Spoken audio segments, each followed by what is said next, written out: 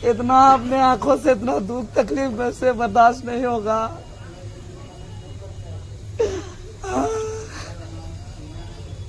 आज यही सब आवाज उठाने के लिए हम घर छोड़ दिए।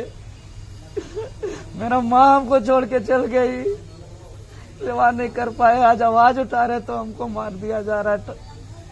ये तो हमको बचा लिया मेरा साथी लोग, नहीं तो आज तो मारने का प्लानिंग था, वहीं पे मराने का प्लानिंग था।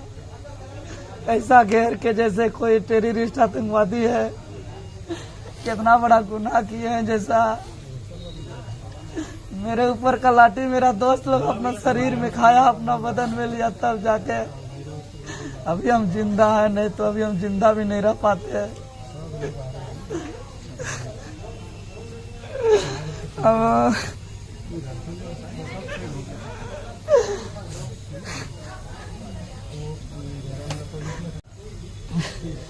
आपका एक एक लाठी का हिसाब लेगा झारखंड। आज हमको बच गया, बहुत देख पा रहे हैं अपना साथी लोग अपने ऊपर लाठी खाया, नहीं तो आज हम तो मर जाते वही।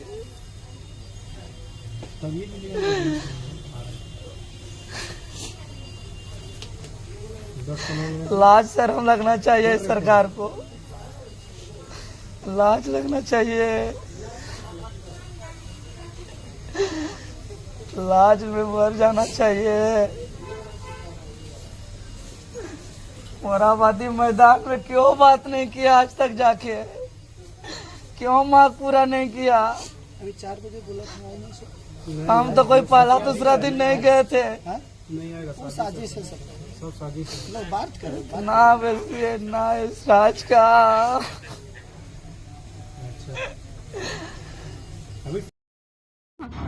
जोहार, नमस्कार। इस समय हम लोग रिम्स रांची में हैं और क्यों आए हैं, किस लिए आए हैं, इसकी सारी जानकारी आप वीडियो में पाएंगे। सबसे पहले हम बताना चाहेंगे कि आज 18 दिन से जो सहायक पुलिसकर्मी हैं, जिनकी नियुक्ति रघुवर सरकार के कार्यकाल में हुई थी और उनका वेतन मान को लेकर वे लोग लगातार 18 दिन से आंदोलन कर रहे थे रांची के मोराबादी मैदान में। और आज उन लोगों ने कल ही जो छात्र नेता और जेबीकेएसएस के वरीय उपाध्यक्ष हैं देवेंद्र नाथ महतो, वहां पर पहुंचे समर्थन देने के लिए और साथ ही घोषणा कर दी है कि कल सीएम आवास का घेराव करेंगे, चाहे कुछ भी हो जाए, तमाम मांगों को लेकर। और हमारे साथ अभी पूर्व लोकसभा प्रत्याशी हजारीबाग के संजय मेहता जी हैं।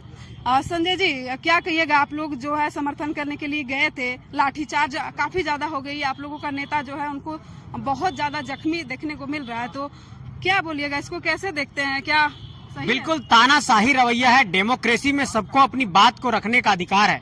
इस देश के भीतर ऐसी कोई पहली घटना नहीं थी कि सीएम का आवास घेरने जा रहे थे। इस देश के लोकतांत्रिक और राजनीतिक इतिहास में कई बार सीएम का आवास घेरा गया है, कई बार पीएम का आवास घेरने की कोशिशें की गई है। ये लोकतंत्र का तकाजा है, लोग अपनी बात रखने जाते हैं। 18 दिन से लोग बैठे हुए, कोई आपका डेलीगेशन बात करने नहीं जाता, सरकार के कोई प्रतिनिधि नहीं जाते हैं। और जब ये बात ऐलान करते हैं कि हम लोग सीएम आवास घेरेंगे तो पूरे रांची को पुलिस छावनी में तब्दील कर दिया जाता है। और जब शांतिपूर्ण तरीके से जब ये लोग जा रहे थे तो उन पर लाठियां चार्ज कर दी गई। सरकार का ये फेलियर है कि जिस सहायक पुलिसकर्मी को आप लोगों ने नियुक्त किया था, वो आपके सहायक पुलिसकर्मी को आपके ही पुलिस वाले पीट रहे हैं। जिन पुलिसकर्मियों की नियुक्ति आपने उग्रवादियों की रक्षा के लिए की थी, उन पुलिसकर्मियों को आपने अपने ही पुलिस के साथियों से पिटवा दिया, अपने ही साथियों से लड़वा दिया। ये कितना बड़ा फेलियर है। ये सिर्फ एक फेलियर नहीं है सरकार का, ये एक बहुत बड़ा सवाल है लॉ एंड ऑर्डर को लेकर के कि पुलिस ही पुलिस से लड़ रही है।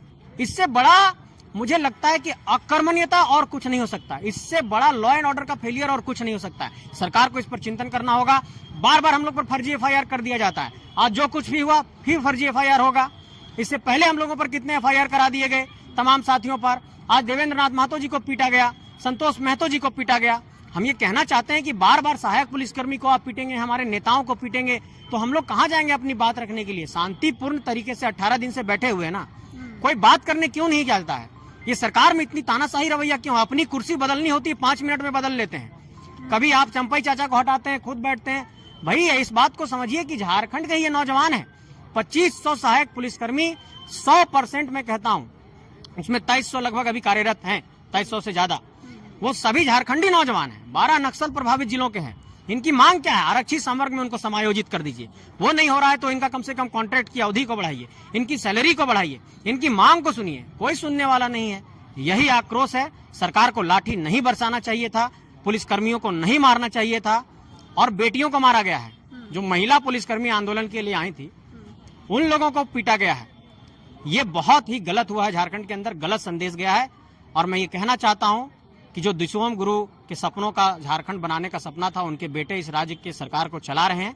उनको इस बात पर चिंतन करना चाहिए कि आखिर ऐसी स्थिति राज्य के अंदर क्यों उत्पन्न हो रही है। कुछ लोग कह रहे हैं कि ये राजनीतिक मुद्दा है और आप लोग जैसे जेबीके से आप लोग का समिति है, आप लोग भी चुनाव पहुंच रहा है, चुनाव में उतरेंगे, तो कुछ लोग इसको राजनीतिक नजरिया से देख रहे हैं। कोई राजनीतिक मुद्दा नहीं है। बड़ी उम्मीद से इस सरकार को हम लोगों ने ही बनाया था। रघुवर दास जी की जब सरकार को हटानी थी, उस वक्त भी हम लोगों ने ही आंदोलन किया था कि झारखंडी सरकार बनेगी। बड़ी उम्मीद से झारखंडी सरकार बनाया हम लोगों ने। लेकिन कहाँ झारखंडी हक अधिकार की बात हो रही है? ना नियोजन नीति बनता है, ना स्थानीय नीति बनता है, ना यहाँ पर 3rd 4th ग्रेड में आप आरक्षण देते हैं, ना यहाँ के प्राइवेट सेक्टर में लोगों को आरक्षण देते हैं, ना पर यहाँ पे ओबीसी का रिजर्वेशन मिलता है, ना 77% का रिजर्वेशन होता है, ना सरना वालों को धर्म कोड मिलता है।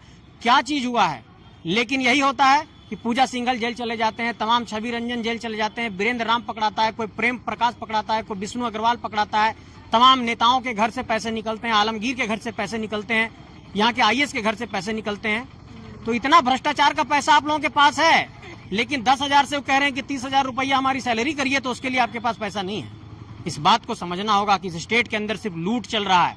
हम लोगों को शौक नहीं था पॉलिटिक्स में आने का, हम लोग भी पढ़ाई कर रहे थे, हम लोग भी यूपीएससी की पढ़ाई करते करते, जेपीएससी की तैयारी करते करते एक्सीडेंटली पॉलिटिक्स में आना पड़ा है।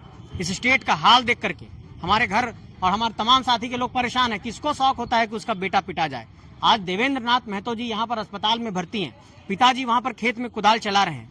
क्या उनकी पीड़ा नहीं होगी मेरा बेटा अस्पताल में भर्ती? उनके पास इतना सामर्थ्य नहीं है कि वहाँ से एक गाड़ी से लेकर के अपने बेटा का चेहरा देखने आ सके। ऐसे लोग आंदोलन कर रहे हैं। झारखंड में गरीब गुरबा का बेटा आंदोलन कर रहा है, कोई यहाँ पर अमीर लोग नहीं आए हैं। इस बात को समझना होगा सरकार को, इस वेदना को, इस पीड़ा को समझना होगा, तभी यहाँ पर कुछ कल्याण हो सकता है। लेकिन आज जिस तरह से बैरिकेडिंग तोड़कर सीएम आवास तक पुलिसकर्मी जो है पहुंच गए, जो वहां पे ड्यूटी में तैनात थे वो लोग भी जख्मी हो गए और जो सहायक पुलिस थे वो लोग भी थोड़ा बहुत जख्मी हुए हैं। तो कहीं ना कहीं दोनों तरफ नुकसान हुआ और वे लोग हालांकि उनका जो मंजिल था वहां पर पहुंच गए, लेकिन आश्वासन के तौर पर अभी तक मिला है कि उन लोगों को बात जो मांगे थी वो सीएम तक पहुंचाई गई है। तो क्या लग रहा है कि सिर्फ इस बार भी आश्वासन होगा या फिर नहीं दिया गया मांगों को उनका, तो आप लोग आगे फिर इस तरह का आंदोलन कीजिएगा? देखिए, सबसे पहले इस बात को समझने की जरूरत है कि ये बात सरकार के संज्ञान में पूर्व से है।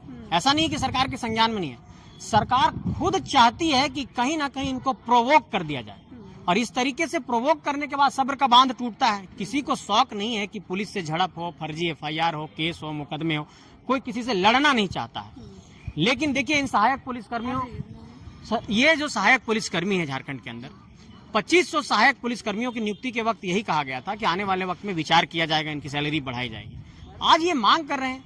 आज आपने कहा कि अभी जब कोई विचार विमर्श नहीं हो पाया है, कोई लिखित आश्वासन नहीं मिल पाया, तो आपके मौखिक आश्वासन का कोई महत्व है नहीं। फिर हम कहाँ जाएंगे, किससे लड़ने जाएंगे?